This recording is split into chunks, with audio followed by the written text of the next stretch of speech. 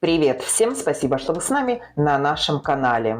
В сети критикуют перевыпуск трека Пугачевой со строчками: «Общество совсем больное, что же с них убогих взять?» Пугачева представила песню «Не высовывайся, дочка» 12 лет назад. 31 мая она вышла в студийной версии. Вот что пишут пользователи. «Да пошла она, и больше пусть не возвращается. Нагадила по полной программе. Вот пусть и сидит там, куда свалила со своим ненаглядным. Никому она в России не нужна. Последние хрипы старой курицы, которая предала родину. Холопы-рабы, теперь убогие». Что еще придумает со злости от собственной глупости на старости лет? Многие решили, что «Не высовывайся, дочка» – это новая песня и посвящена Кристине Орбакайте. Вообще-то песня старая и была посвящена Ксении Собчак. Самые хитрые пишут: песня стала новой, потому что теперь в стиле техно. Да нет же, и старая тоже, и техно. Но смешнее другое. Раньше тем, кто сейчас аплодирует в соцсетях Пугачевой стоя, на творчество самозванной примадонны было глубоко плевать. Более того, именно эта публика ее активнее всего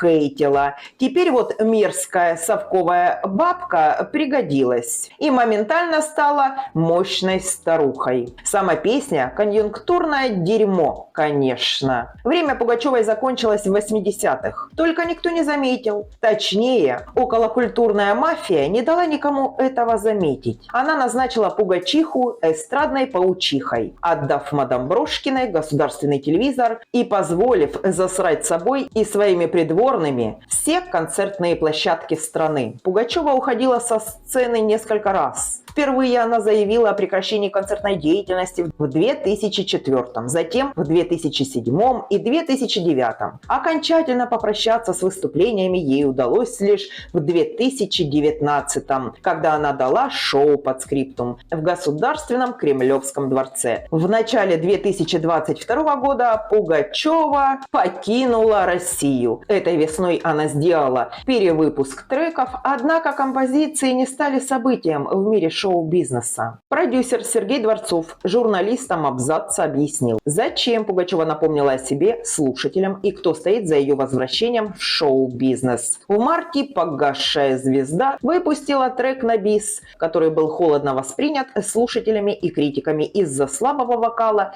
некогда популярной певицы. Затем в интернете вышло еще несколько композиций. По словам продюсера, к новым работам Пугачевой имеет отношение ее верная подруга и фаворитка.